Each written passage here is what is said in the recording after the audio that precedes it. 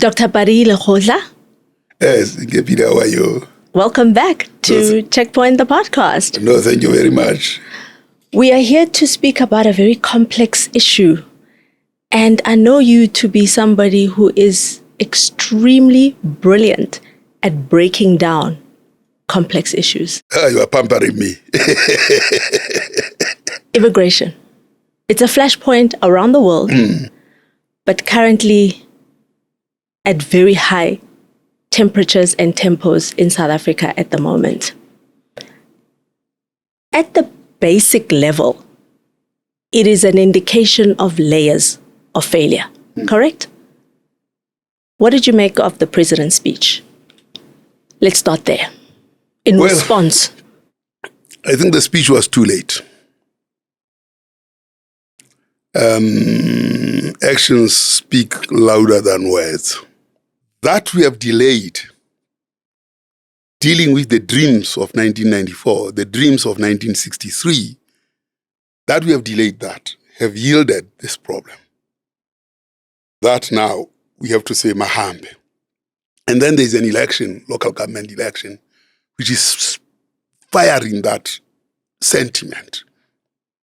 And you cannot say now that we have woken up too late on a matter of not so much about economic relations, but of self-interest on the issue of a local government election that is coming. We have postponed, or I don't know what is happening to the national dialogue. That surely should precede any election. You know, in 2023, 2024, I said, postpone this election. Let's discuss what worries us as South Africans. Because that should inform then what it is that we should vote on. And migration probably would have been a feature of that national election. So all the time, we wake up because of self-interest on matters that have a long-range implication and that have been building over a period of time, that are developmental. Remember that the continent of Africa gave South Africa in 2014 or 2015 in Addis at the summit of AU the responsibility for rolling stock of rail. That's how the continent has looked at us as South Africa.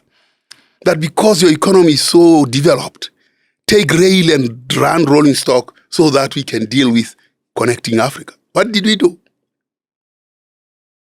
We started digging out our own rail and, all that. It's done by ourselves. It's done by people who come from outside. But the issue of not taking responsibility seriously is the problem.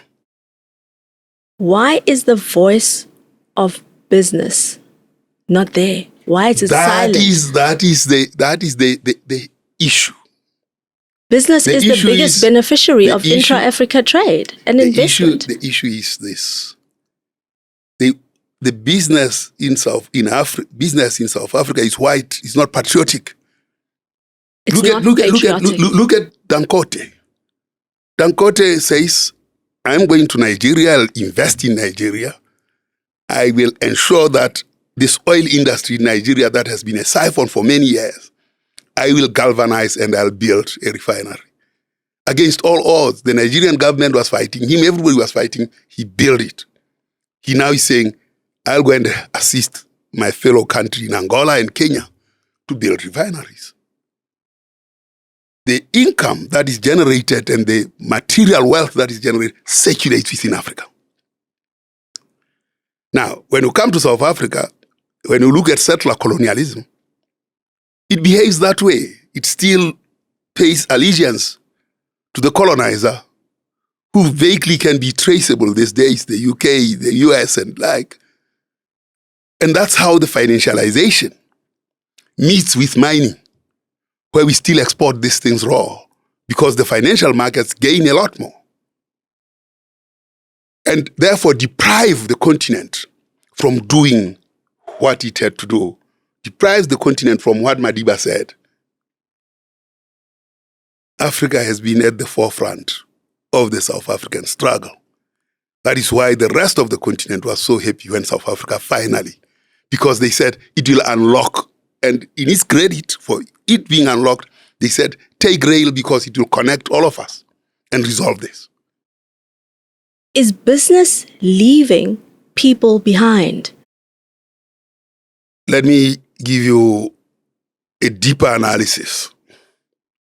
And this deeper analysis is not so much an analysis so much about South Africa, but it is a deeper analysis around the behavior and conduct of capitalism. The mode of production called capitalism. And Amartya Sen, when he talked about freedom as development, when Piketty saw this inequality rising, and many other researchers, social scientists, when Roderick Spolze talked about cultural economic geography, they're all addressing the same issue. When Mohlomi talked in 1820, even 1720, born 1720, talked about the principles of ensuring that the next generation is better than the current. All those things converge on one and only one thing, around how do we preserve humanity and advance their capabilities to be better as we go forward. So, coming back to your question, why is business not interested? Settler colonialism plants the seed of center periphery. That center periphery has not been broken. Dangote is breaking it in Nigeria as an investor, because that economy then becomes Nigerian. China has people who are very rich billionaires, but they invest in China. South African business is not investing here. South African businesses are not investing here. That is why you can see the stock exchange. It's an 18 trillion venture, or 21 trillion, whatever it is, in the trillions. It is one of the first top 18. None of the top 18 is similar to South Africa in terms of unemployment, poverty, and inequality. Yet it plays in that club. What causes it? It's because everything is externalized. You see, this economy, in terms of the analysis I've made of out-in, the deficit, the development deficit in South Africa, the development deficit in this country at the minimum is 14 trillion. So this economy today should be 21 trillion. So, and by the hand of business, it is only 7 trillion. And at the hand of business, many people come to something that looks like an oasis, which is emaciated. And in there, they allow people to come illegally, they pay them low salaries, and etc., etc. It is in the first instance their hand that has made this economy to be 7 trillion. Because the Treasury, with neoliberal policies, which the World Bank, by the way, has just dumped in relation to the analysis that they made with the Southeast Asia countries that were actually working on industrialization against the World Trade Organization rules. And today they confirm that the industrial policies of China were the correct policies, and they are the policies that has made China where it is. Which policies we actually broke and left our industries to be deindustrialized. What? So unless you have a technocracy that understands economics, and economics in terms of cultural economic geography, not these who try to understand economics devoid of culture and geography. Once you have removed those two, there's no economics. It's Mashoni's a Ponzi scheme. Because unless you have your culture and your geography, because your geography says this space, in this space where I govern. So, and then in culture, I say, as the Chinese were looking at an ever-normal granary. 5,000 years of cultural, in our own languages, ourselves, as black people, In Sesotho we say mpempe ya lapisa. Motho o kgona ke sa ntlo ya hae. Now, where is that culture? Where are those idioms that govern and galvanize us as a people towards a goal that Moshomi talks about, intergenerational value creation, which is a 200-year thing that he said in 1720, that's when he was born. 300 years later, his question of leave no one behind stands. And it's a UN language. What happens to these businesses as a result of what is going on here in South Africa? Standard Bank, Absa, Nedbank, MTN, they're all over Africa, Vodacom, Shoprite. You see, it is very easy to retaliate, and they'll be in trouble. They'll be in trouble. They'll be in trouble because the retaliation, the attitude, the thinking elsewhere in the continent is saying, yes, these South Africans, this is what they've done to us. They'll be in trouble. Why are they not saying anything? Why are they not quiet doing because anything? they are compliant. They are complicit to this and compliant to capital. They are complicit to this. They have never, ever spoken like Dangote. Anyway, Dangote is using his own money. Standard Bank is, yes, South African money, but there's no black person who owns that money. And that's the difference. The key difference is this money is white, by the way. And these guys are, Adel makes a very interesting analysis of South Africa over the 30 years using the ADRS models, Applied Development Research Solutions models. Said South Africa over these 30 years has administered poverty instead of administering development. That's a true fact. We have been administering poverty.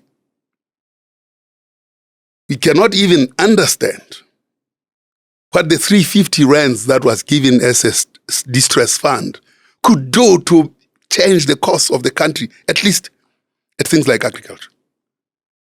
You know that the black people purchasing power as a percentage of total consumption, according to the recent the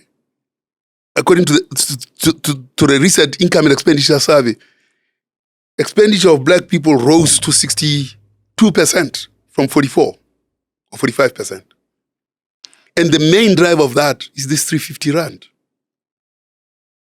And when you look at that point compared to the previous time, corporate profits soared over that period because the of the banking 350. sector, milking it. Milking it all the time. I mean, a thinking government that actually manages an economy or manages economics would have understood very, very clearly that if they followed Keynes around borrowing to invest, especially when there is a downturn, they would have simultaneously made sure that they don't only give 350, they actually put 350 plus in agriculture as a sector, and then tie the 350 that they give. Spinach takes how many weeks to grow? 5 weeks. It's ready to be eaten. Carrots, the same. You green the economy and use that money, lock in the markets, and create a new business. That money is seen in the figures of the income and expenditure survey. And those... So, you don't have economists in government. These guys are just, I don't want to insult bookkeepers, but they are bookkeepers. Those expenditure figures that you've just quoted are the reason why South Africa is attractive to migrants, because even the unemployed have something to spend. Well, yes. You are. Now, if you look at the retail business, some of the most upset things happen. that the old lady there knows that she will go and buy from that person. The card is left there. And all kinds of specials are given towards the end of the month to siphon this 350. We have some of the lowest GDP growth on the continent. You have a country like Ethiopia that I think at the moment is sitting at like 7%. Yes, yeah. And for the past 5 years has been between 5 and 7% consistently, even post-COVID, immediately post-COVID. Make that make sense, that the Ethiopian would rather come here. Well, I mean, the issue is that there are areas that are more attractive because they have the kind of infrastructure. Broken as infrastructure has become, is still very better compared to the rest of the continent. The ports, all that infrastructure is so you can do business here and still make tons of money with the residual infrastructure, which is, because I mean, we are still the most industrialized country in the world. On the continent. On the continent, rather. Yeah. And then the banking sector is almost the most, it works. So people, because of that, get attracted here. But they find a system that is fast asleep in relation to its economics. What do you mean by that? In as far as black people are concerned. Explain that to me. You know, unemployment is black, eh?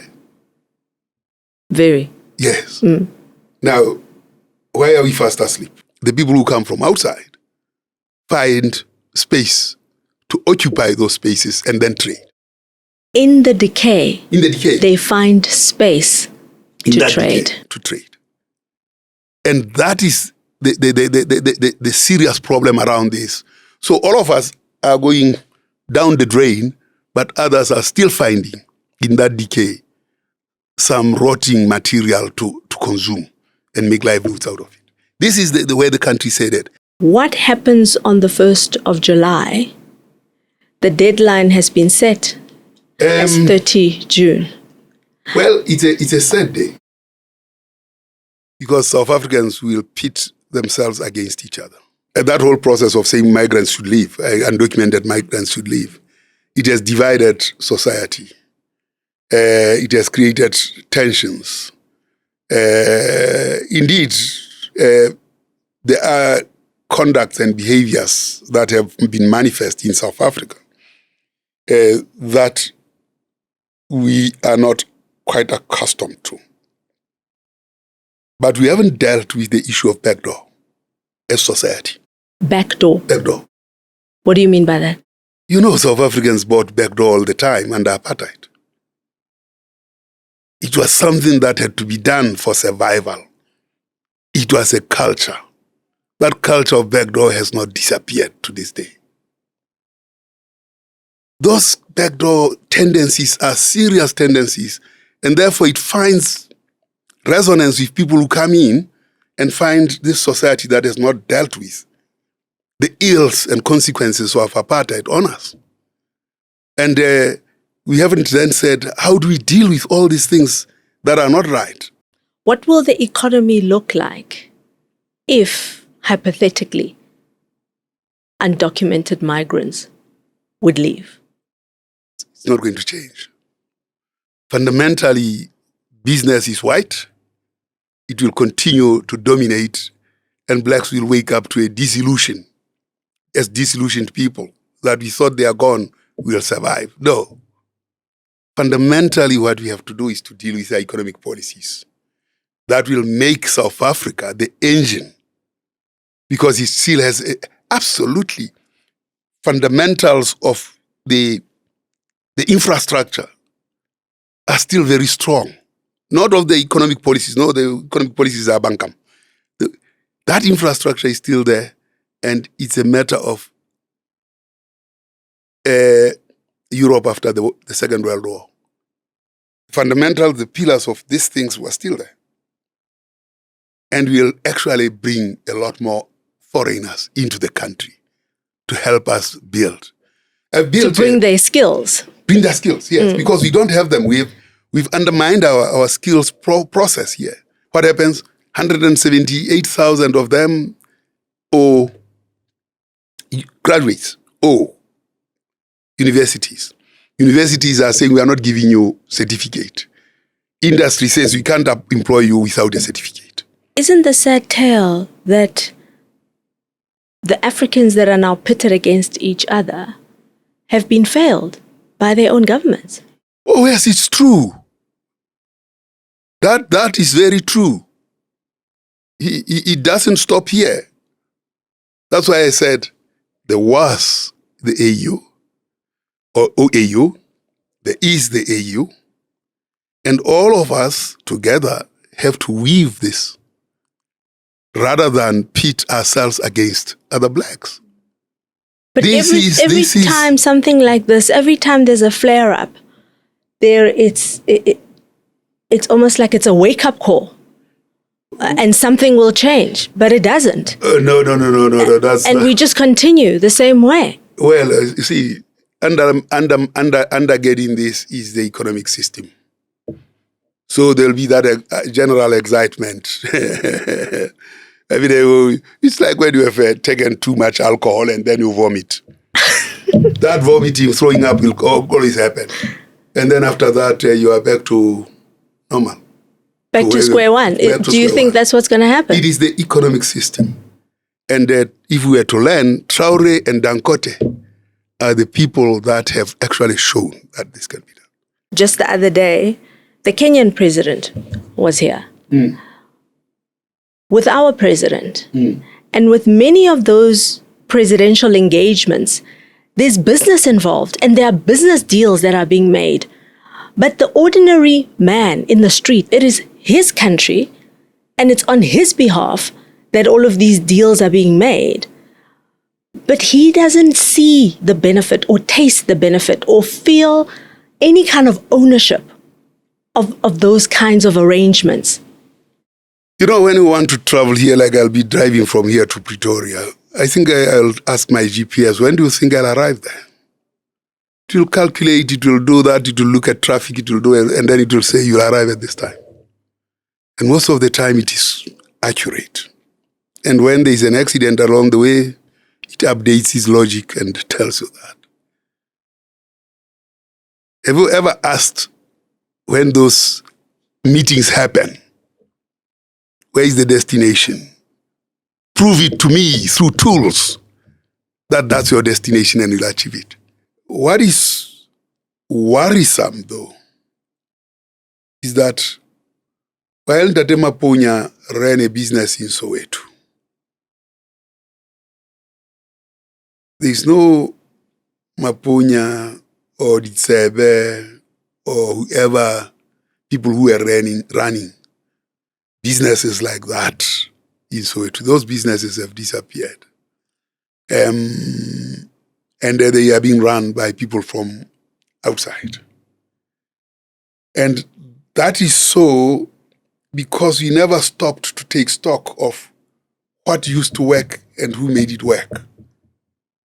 I'm not sure whether a person like Kaiser Motaung has ever been approached by any government official to say, Kaiser, when you started this thing called Kaiser Chiefs, to be the biggest brand, football brand, not only in South Africa, but in Africa, and to compete very well with the world. How did you do it? Is there a council of these people, like Jomo Sono and so on? So now Kaiser, that you have this big brand that is running, and you have all these other people that are sponsoring your T-shirts. Is there a possibility that we as South Africa can start manufacturing these shirts that your fans don so gallantly? Of course, Zola Mahobe, we know how he built Mamelodi Sundowns.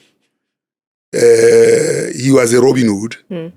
But in terms of the depth of skill, he created an unparalleled skill there. Now, we take the depth of skill, we also confront the bank and say, but you are a siphon, you know. And Zola Mahobe showed us where you siphon. Can we get something there?